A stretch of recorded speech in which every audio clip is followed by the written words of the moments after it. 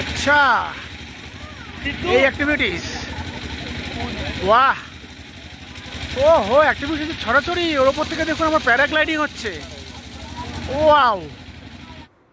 আজকে এই ভিডিওর মাধ্যমে আমি আপনাদের নিয়ে যাব মানালির বিশেষ বিশেষ স্নো পয়েন্ট এরিয়াতে, যেখানে গেলে আপনারা বরফের আনন্দ তো নিতেই পারবেন, চাইলে বরফের মধ্যে আপনারা স্নো অ্যাক্টিভিটিও করতে পারেন।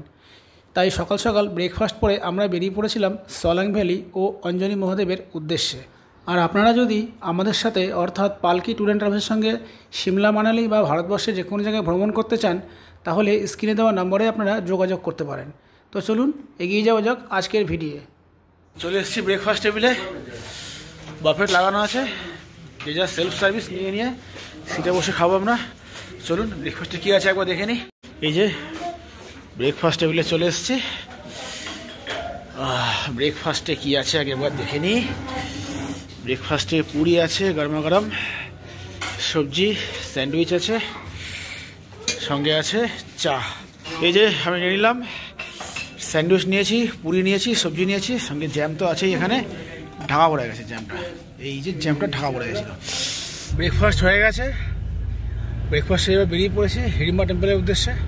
ও না, আজকে সলাং ভ্যালি যাবো, সলাং ভ্যালি যাচ্ছি।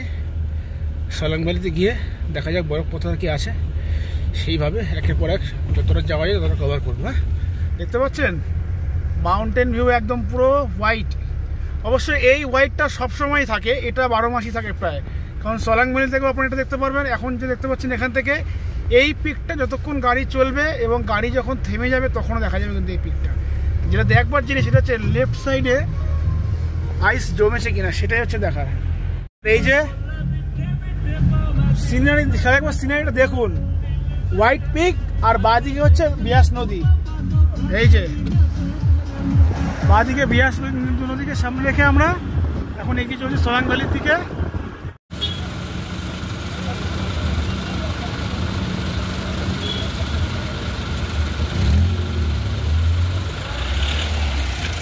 প্রচুর ঠান্ডা, সলাং ভ্যালিতে অনেক বরফ পড়েছে এবং ওখান থেকে অঞ্জনি মহাদেবও যাওয়ার আছে। আমি হয়তো অঞ্জনি মহাদেব যেতে পারবো না, পায়ে ব্যথা করছে, কিন্তু আমি সলাং ভ্যালি অবশ্যই যাব। তো সলাং ভ্যালিতে অনেক বরফ জমে রয়েছে, ওই জন্য শু নিয়ে নিচ্ছি।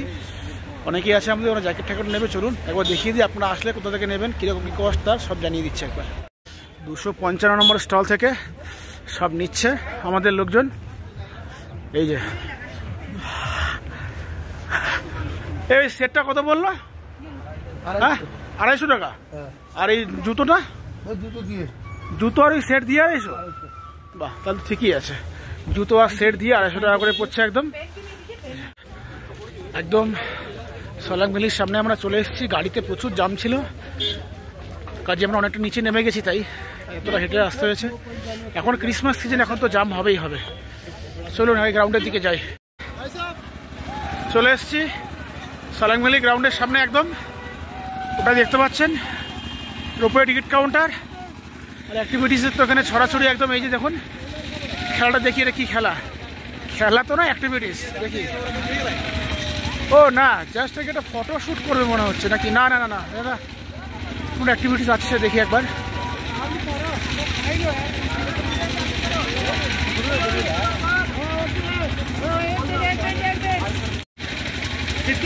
আচ্ছা এই অ্যাক্টিভিটিস, বাহ ও হো অ্যাক্টিভিটিস ছড়াছড়ি ওর ওপর থেকে দেখুন আমার প্যারাগ্লাইডিং হচ্ছে। ওয়াও, সলাং ভ্যালি তো এসে লাভই হলো তাহলে। স্কাই একদম ক্লিয়ার, ব্লু স্কাই, তার মধ্যে উনি জাম্পিং করছে। বাহ, চলুন জাম্পিং বেশিক্ষণ দেখলে হবে না, আরও কি খেয়ে সেগুলো দেখি একবার। ও দারুণ লাগছে, 3টে প্যারাগ্লাইডিং একসাথে হচ্ছে পুরো একদম। বাহ, একটু এগায় চলুন। এই যে পুরো একদম বরফের মধ্যে চলে এসেছে এখন আমরা। ওই যে রোপওয়ে কাউন্টার, বরফ এত পড়েছিল, ক্লিয়ার করার জন্য যে জেসিবি আনা হয়েছে, জেসিবি দিয়ে বরফ কেটে কেটে কিন্তু রাস্তা করা হয়েছে ওই মাঠে যাওয়ার জন্য, যাতে সবাই হাঁটাচলা করতে পারে। ওই যে ওখান থেকে প্যারাগ্লাইডিং হচ্ছে দেখুন, দারুণ দারুণ। আজকে ডিসেম্বরের 26 তারিখ, দারুণ লাগছে, বরফ ঠরফ পড়েছে, প্রচুর ভিড়। স্কেটিংয়ের জন্য সব রেডি হয়ে গেছে, এবার স্কেটিং করবে। আমারও ইচ্ছা ছিল করার, কিন্তু আমার পায়ে ব্যথার জন্য আমি আর রিস্ক নিচ্ছি না। ওই যে উনি স্টার্ট করে দিয়েছে। আরে জিও গুরু, ইচ্ছা তো করছে কিন্তু পায়ে যা ব্যথা, ওনার দেখা দিকে আরেকজন স্টার্ট করে দিয়েছে। সব একের পর এক স্টার্ট হচ্ছে। রে একটা পড়লো রে, পড়েছে একটা চিৎপাত হয়ে। এই ভয়ে আমি করছিলাম না, এই ভয়ে আমি করছি না। যাক ভালোই করছি, না করে দেখেই মজা নি। সত্যি এত সুন্দর সিনসিনারি, এই জন্যই বলে পাহাড়ে আসুন, পাহাড়ে আসুন, নিজের চোখকে শান্তি করুন। ও একটু এতটা ওরে ওরে এটা চলে আসছে তোমার কাছে আবার। নামছে নামছে নামছে নামছে নামছে, নেমে গেছে নেমে গেছে নেমে গেছে নেমে গেছে নেমে গেছে নেমে গেছে নেমে গেছে, ব্যাস। আর দুটো আবার ওরা শুরু হয়ে গেছে পেছন থেকে তার। একের পর এক চলছে, একের পর এক। এনার আবার কি হলো? ও বরফে শুয়ে মজা করছে, করুক করুক। যাচ্ছে এখন অঞ্জনী মহাদেব টেম্পলে, সালাং ভ্যালির উপরে। হেঁটে যাওয়া যায়, ওই 2 কিলোমিটার হেঁটে হেঁটে যেতে লাগে। কিন্তু আমার পায়ে যেহেতু ব্যথা বলছিলাম না, আমার আগে আমার 5 জন চলে গেছে আমার বন্ধুরা। কেউ হেঁটে গেছে, কেউ ঘোড়ায় গেছে। তা আমি তারও 1 ঘন্টা পরে আমি এখান থেকে আমি সালাং ভ্যালি দেখলাম ভালো করে। দেখার পর আমি এখন যাচ্ছি অঞ্জনী মহাদেবে। বন্ধুরা আগেই গেছে, ওখানে দেখা হবে। ঘোড়ায় করে করে যাচ্ছি, ভালোই লাগছে। এর আগে ঘোড়ায় করে গেছিলাম কেদারনাথে, তো এনজয় একটা হয়, একটু ভয়ও লাগে, কিন্তু ভয় সেরকম লাগে না, মোটামুটি ভালোই লাগছে, খারাপ না। নামার সময় একটুখানি নিচের দিকে ঢাল থাকে, তো তখন একটুখানি চিন্তা হয়। কিন্তু আমি বলবো আসুন, কোনো অসুবিধা হয় না। আমি এর আগেও অ্যাডভেঞ্চার করে গেছি কেদারনাথে, আজকেও যাচ্ছি অঞ্জনী মহাদেবে। তো মহাদেব হয়তো চায় আমি ঘোড়ায় করি, তাকে যাই সবসময়, তারই ইচ্ছা সব, তার ইচ্ছার উপর তো কিছু হয় না। চলুন, হর হর মহাদেব।